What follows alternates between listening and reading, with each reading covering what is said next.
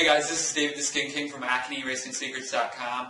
Today in this video I'm going to talk about some different ingredients that contain things in them that I wouldn't recommend that you use.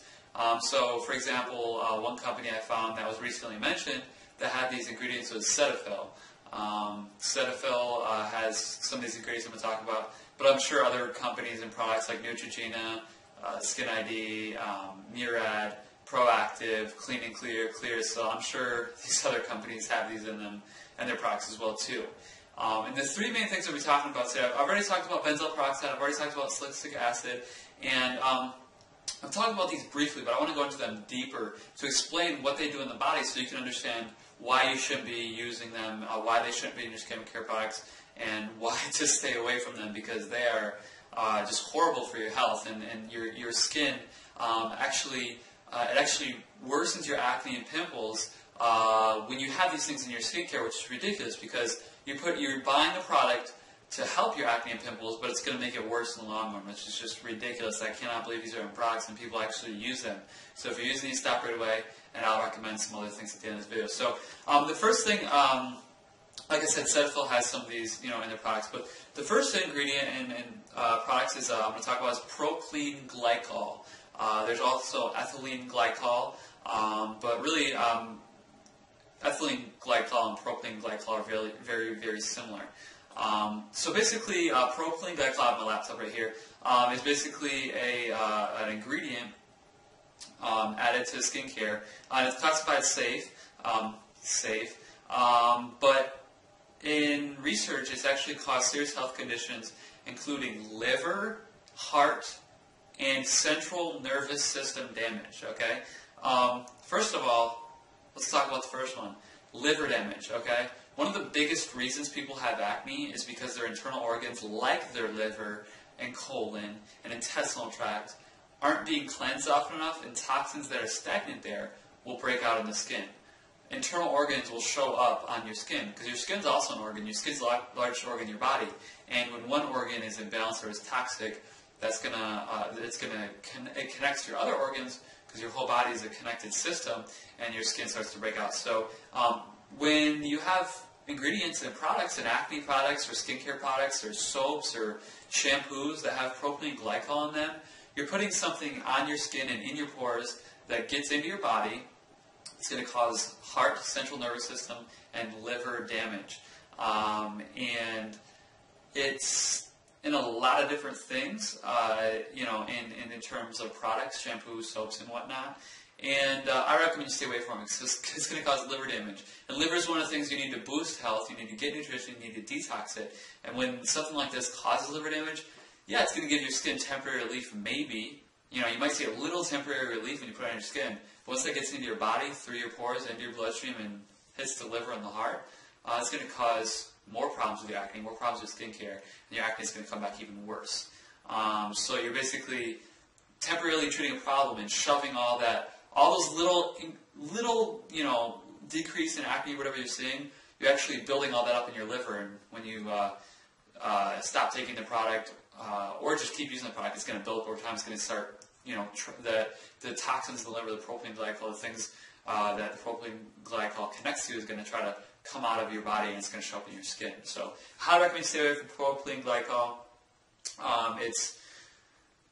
It's in a lot of stuff, and it shouldn't be. So, I highly recommend you stay away from it. The next thing I'm going to talk about is, and this one's really interesting, is actually called parabens. Now, parabens are used as preservatives in skincare products and cosmetic products to preserve the product and to keep, quote unquote, fungus and bacteria. It's supposed to hamper the growth of fungus and bacteria, basically. And it is one of the things that I found interesting about this was that they use it so they can store the products in shelves for months or even years, which that's kind of interesting. But in the past years, studies have shown that parabens, one thing they do is they mimic the effect of estrogen in the body. Now, this is really interesting. They have also been detected in breast tumors and breast cancer, which has been linked to high levels of estrogen. Okay, what I looked up, the studies. A 2004 study was done, and they found out of 20 breast tumors or breast cancer, 18 out of 20 actually had parabens in the breast tissue. Okay, so these parabens that are in skincare products and in cosmetic products were actually found in the breast tissue. 18 out of 20. That's like 2, 4, 6, 8, 10. What is that? That's 2 minus 5. That's like 90. What is that? Like 95% of breast cancer and breast tumors have parabens actually in the breast tissue. And the funny thing is that I don't get is they say it's not linked. They say that the parabens are not linked to. No, they say it's not. It's not causing breast cancer. But when it's in 18 out of 20, which is literally 2, 4, 6, 8, 10. 2, 4, 6, 8, 10. Okay, it's like 90%. It's 90%. 90% of breast cancer and breast tumors, parabens have been found in the breast tissue. Okay, if it's stuck there, it's stagnant in the body, and it's a foreign thing to the body. A paraben is a foreign thing to the body. You have to understand that. It's a preservative. It's not natural. It's not in fruits and vegetables. It's a foreign preservative that is in the body, that gets in the body through your pores, through your bloodstream, from your cosmetics. Okay, so it also says new studies have been detected in parabens and other parts of the body, and chemicals can pass through skin when using cosmetics and shampoos and stuff like that. Like I said, this is my opinion, guys. Stay away from parabens. There are different types. Methylparaben is a big one. Propylparaben are the two biggest ones that I've seen, methylparaben and propylparaben. But listed here, they also have ethylparaben, benzoyl paraben, and then a bunch of other things. So if it's spelled P-A-R-A-B-E-N, paraben, methylparaben, propylparaben, whatever, propylparaben, these are the parabens that are chemicals and toxic, and I would recommend staying away from them. And here's my argument on, my objection, if you will, on the reason they use parabens. Skincare companies and cosmetic companies say they use parabens to hamper the growth of bacteria and fungi, okay? Let me dig my claws into this one. Okay, first of all, bacteria and fungus, right? Your body deals with bacteria and fungus all the time. It's a natural occurrence in the body. Bacteria and fungus can be on, natural, they can be in foods, natural foods. So your body is dealing with bacteria and fungus all the time. Bacteria and fungus, obviously, it's not good to have bacteria and fungus in your body. The negative, there's negative aspects of that. But your body, let me just put it this way, your body is used to dealing with bacteria and fungus, okay? It deals with bacteria and fungus all the time. It's a natural occurrence. It can get in food, on food, whatever. So your body knows how to deal with that. Your immune system knows how to deal with that. It knows how to, basically just deal with that. It's a natural problem. Whereas parabens are an unnatural preservative that are foreign to the body, that are toxic. So what happens is when parabens get in your body, they basically, they're toxic in your body. Your body it can't get rid of them, I guess you could say. It can't detox them. It can't remedy the problem, whereas it can with the natural occurrence of bacteria or fungus. So my argument in a sense is, why use parabens in products when fungus and bacteria, if it happens to get in the product, which I've never had a natural skincare product that's had bacteria or fungus in it.